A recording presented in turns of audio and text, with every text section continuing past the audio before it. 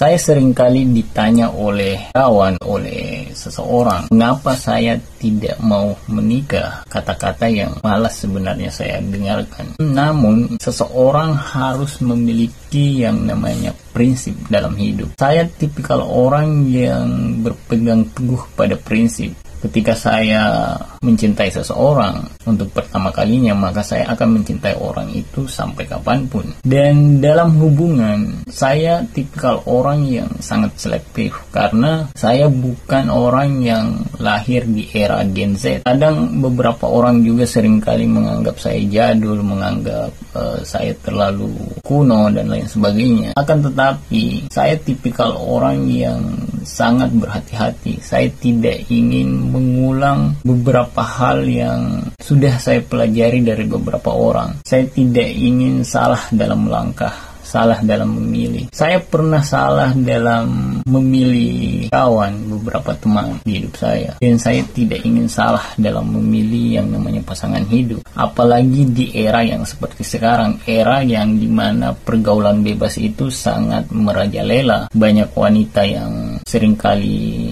berbaur dengan obat-obatan, minuman keras, rokok, dan pergaulan lainnya seperti seks bebas. Dan itu hal lumrah di era sekarang. Akan tetapi saya tipikal orang yang memikirkan banyak hal. Saya tidak mau membeli kucing dalam karung. Dan juga banyak orang atau wanita yang agak terlihat baik-baik, akan tetapi sebenarnya tidak seperti itu. Ibarat kita membeli sebuah buku, kita tidak bisa menilai buku itu baik sebelum kita membacanya. Kita tidak bisa menilai buku itu jelek sebelum kita membacanya, gitu guys. Saya tidak mau ketika saya kerja mati-matian, mencari uang mati-matian hanya untuk memberikan mahar kepada wanita yang salah, gitu. Dan juga banyak wanita yang sulit untuk menjaga kehormatannya di era sekarang, menjaga moralnya. Jarang wanita yang memiliki etika dan attitude yang baik, gitu guys. Dan juga banyak sekali wanita-wanita yang notabene ya lebih buruk daripada orang buruk, gitu guys. Wanita yang kadang terlihat alim atau menutup diri, akan tetapi mereka jauh lebih rusak daripada orang yang meminum minuman keras, merokok, dan berbaur dengan obat-obatan, gitu guys. Dan juga saya seringkali mengatakan kepada siapapun bahwa saya hanya akan menikahi 2 wanita yang sudah saya pilih, dan salah satu dari wanita itulah yang akan saya jadikan pasangan hidup di kemudian hari. Dan ada pertanyaan dari kawan yang mengatakan jika salah satu atau keduanya menjadi milik orang lain atau menikah dengan orang lain,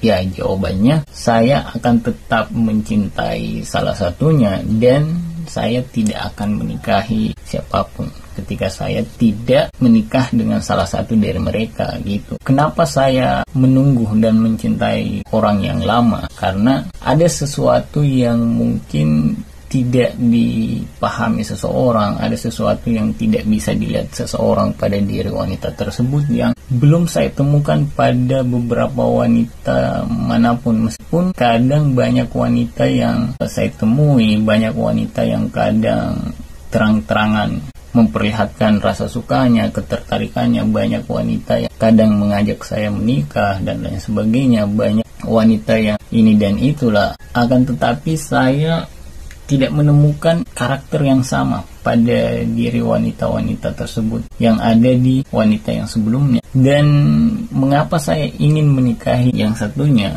ketika saya tidak bisa menikah dengan orang yang saya cintai? Karena saya yakin bahwa wanita yang tidak saya cintai tapi saya kagumi itu sosok wanita yang pantas untuk dijadikan sebagai istri, sebagai ibu dari anak-anak gitu kalau kami berjodoh.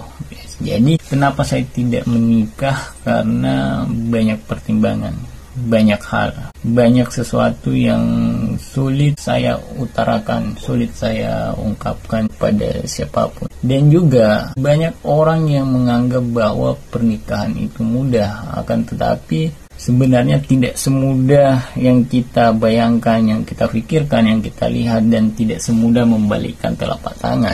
Mungkin ijab kabulnya itu mudah, hanya menghitung beberapa waktu. Akan tetapi setelah pernikahan itu yang akan menjadi proses yang sangat sulit, awal dari perjalanan segalanya. Dan juga banyak orang yang menganggap mudah karena mereka memiliki penopang dalam hidupnya, entah itu keluarga, kawan, orang yang ia kenal, ataupun orang tua. Akan tetapi berbeda dengan diri saya tipikal orang yang berada di keluarga yang SDM, orang yang berdiri sendiri pada kakinya, orang yang seringkali berada dalam diam dan kesunyian, orang yang tidak pernah mau menerima bantuan siapapun, orang yang betul-betul pure tanpa topangan siapapun, orang yang menghancurkan hidupnya demi orang lain. Banyak hal yang mungkin orang melihatnya saya cenderung tidak banyak bicara, cenderung ketawa ketiwi, bahagia. Akan tetapi semua tidak seperti apa yang kita lihat, apa yang seseorang bayangkan. Ada banyak hal yang kadang sulit untuk kita pahami hanya dalam melihat seseorang. Dan saya juga orang yang sulit untuk bergerak untuk saat ini. Makanya kenapa saya tidak bisa memperjuangkan seseorang, tidak bisa mengusahakan seseorang. Bukan karena saya tidak mencintai dia, bukan karena saya tidak menginginkan dia, bukan karena saya tidak mengharapkan dia menjadi pasangan hidup saya, sehingga saya membiarkannya bersama orang lain, sehingga saya membiarkannya di kemudian hari menjadi milik orang lain. Akan tetapi ada banyak hal yang kadang sulit untuk dipahami. Ada beberapa hal yang kadang datang di hidup kita hanya sebagai pelajaran, bukan sebagai seseorang yang bisa kita miliki, gitu guys. Dan kadang meskipun orang melihat saya seperti tidak memiliki problem atau masalah, akan tetap jauh di dasar diri saya ada kerapuhan, ada kesedihan. Seringkali saya ingin teriak sekencang-kencangnya, sekeras-kerasnya, akan tetapi saya tidak menemukan momen untuk meluapkan segala hal yang menjadi beban hidup saya selama puluhan tahun, menjadi beban yang ada di pundak saya. Bahkan saya seringkali berharap dan memohon kepada Tuhan agar keajaiban atau kesempatan yang dulu pernah ada bisa diberikan kepada saya sekali lagi. Kesempatan untuk saya bisa lepas dan keluar dari semua hal yang membuat saya tidak bisa bergerak sama sekali. Walaupun terkadang seseorang melihat saya bisa untuk melakukan ini dan itu, akan tetapi banyak sekali hal yang kadang tidak semudah yang kita pikirkan, tidak semudah yang kita bayangkan. Dan hidup bukan hanya tentang bagaimana kita memiliki segalanya, bagaimana kita menggenggam segalanya, tapi bagaimana kita menemukan apa yang sebenarnya menjadi tujuan hidup kita, apa yang sebenarnya menjadi hal yang membuat kita lebih tenang ada di dunia ini.